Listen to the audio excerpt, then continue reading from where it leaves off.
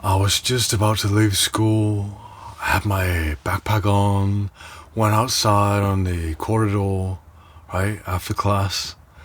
And I just looked around like, is this really it?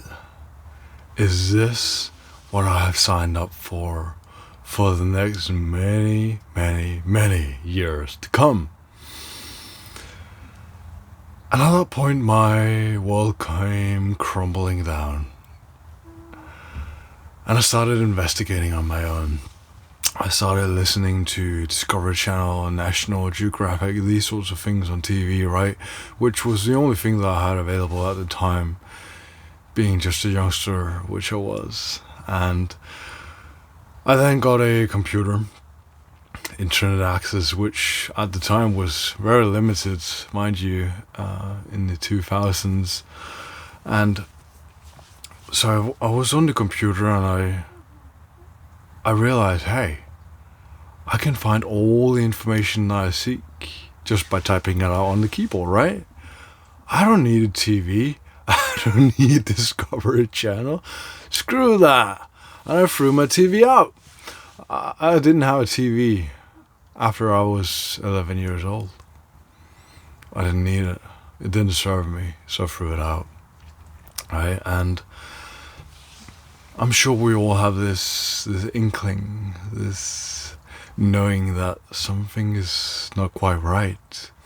I remember asking my dad over and over and over, driving him mad with questions about what is life like, how does this work, what is that, why, all this sort of questioning. And I remember him saying in the car one time, that's just the way it is. And his response didn't satisfy me at all. He was a very intellectual man, a very rational man, a very knowledgeable man, but it didn't satisfy my natural curiosity, which I'm sure we all have intrinsically. We all at some point must have wondered, what is this? What is going on? Why are we here? What am I? Right? So this all led down a very long track, which I'm still very much involved with to this day, and I continue to be. But you see, what I've come to find so far, at least, is that there's something just not quite right about what is going on, you know? And unfortunately, this channel will perhaps never become what I would like it to be able to be in that way, to be able to discuss freely the ongoings of this world, the operations that continue to unfold day by day. Very clearly, with anyone that has eyes to see,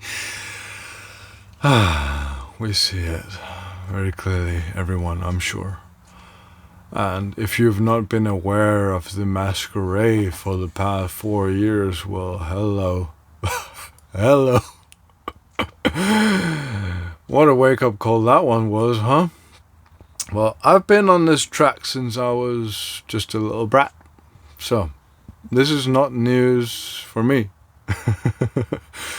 This is same old, right?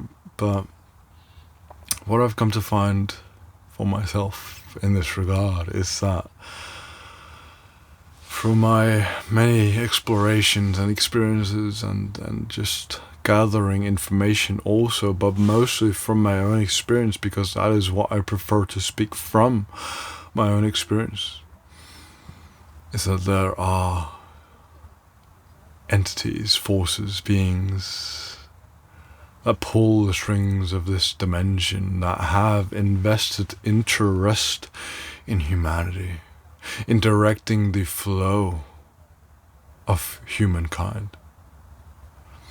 And so our emotional reactions, our responses, our engagement with our identity, beliefs, all these structures that we build and just fuel our energy into, what do you think that really serves the purpose of? Because when people question the existence of God, they always point the blame at, oh, look at the suffering here, look at the suffering there, right? Look at what's going on in the world. Well, what is going on in here? What is going on in your mind? That is a true battlefield, and that is why the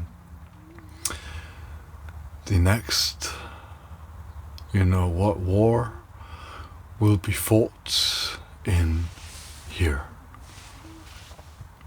And it is ongoing. We are in it already. You are part of it.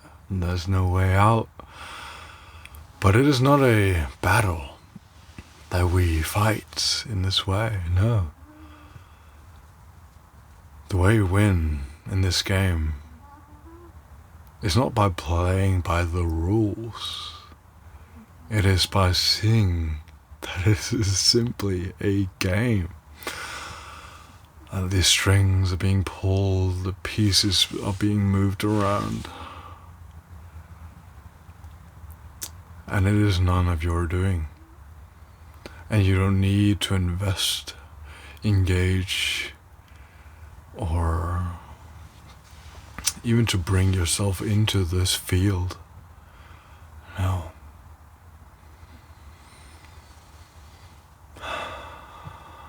I know this is very controversial to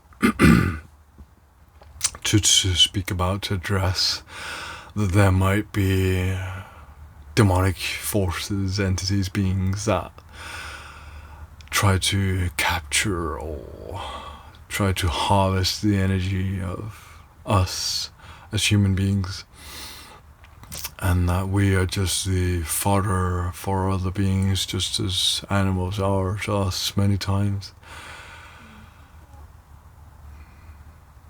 But I've come to a place of acceptance for this, because this whole idea of being fed upon, of being harvested, which I have ample experiences of beings just funneling energy out of my lower dantian, just sucking it out, draining me of all of the life that I had in me. I've been very close with these beings multiple times, and that is what led me down the track of veganism in the first place. And then later on I came to find that, life eats life. I mean, these beings, this archonic force, if you will, this demiurges, these beings that exist just outside the periphery of human perception, they're here. They know you better than you know you many times. And this trickery that is going on, we have to become aware of this deception. We have to develop the ability to discern that not everything is what it seems. So these beings, for whatever reason, they seem, at least from my perspective, right, to need our sustenance. They sustain themselves on our energy in some form.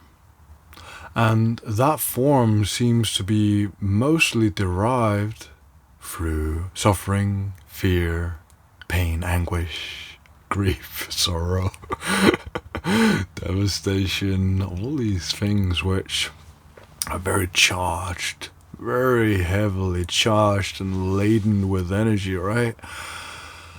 And it is, you know, this tendency whereby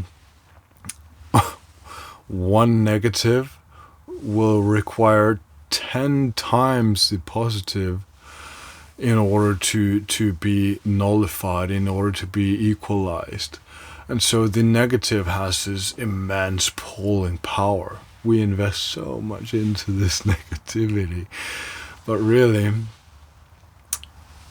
I think that is why this force, this entity force, is utilizing the negative polarity, because it is so polarizing, right? It is very much a different path to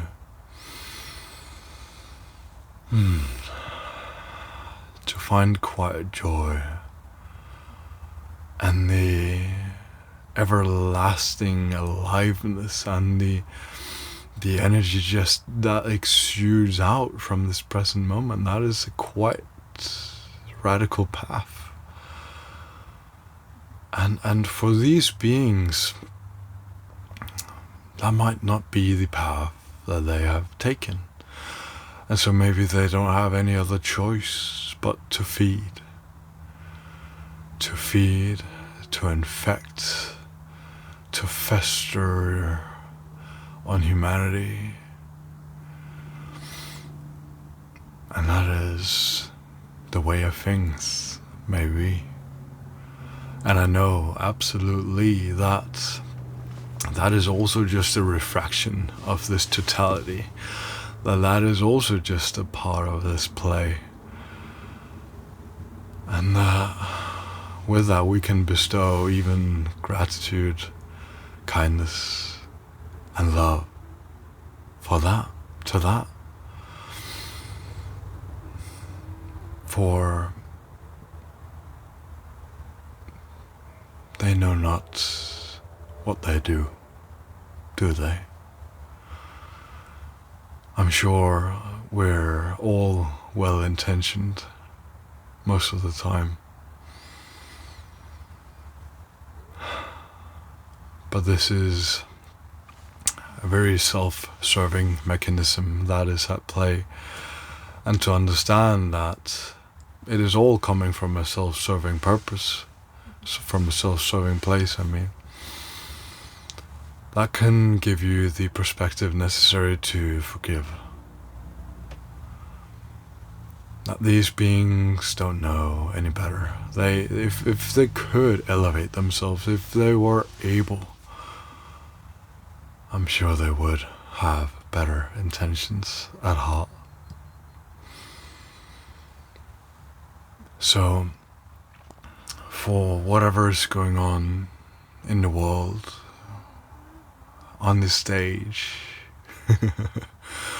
on the world stage, don't invest yourself so deeply. Allow yourself to watch, sure. Keep a keen eye on what is going on, but retain this presence, this awareness, this knowingness, this calm presence of heart, of being.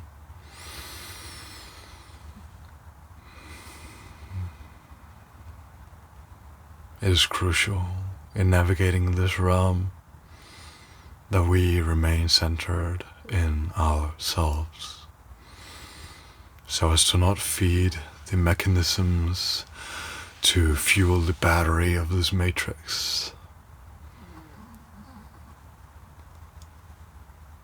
but to live in accordance with truth and equanimity. That is why I offer myself in this way. And my offering is, on top of this video and my many videos, it is a spiritual life coaching guidance that you'll find in the description down below, where I give you my undivided attention, where we sit one-on-one, you and I take you through anything that may be troubling, that may be painful, that may be burdensome, anything that is bugging your mind. I want to be here for you, take you through that, to see you, acknowledge you, feel with you, and to assist in any way that I know how. You're beautiful. Take care.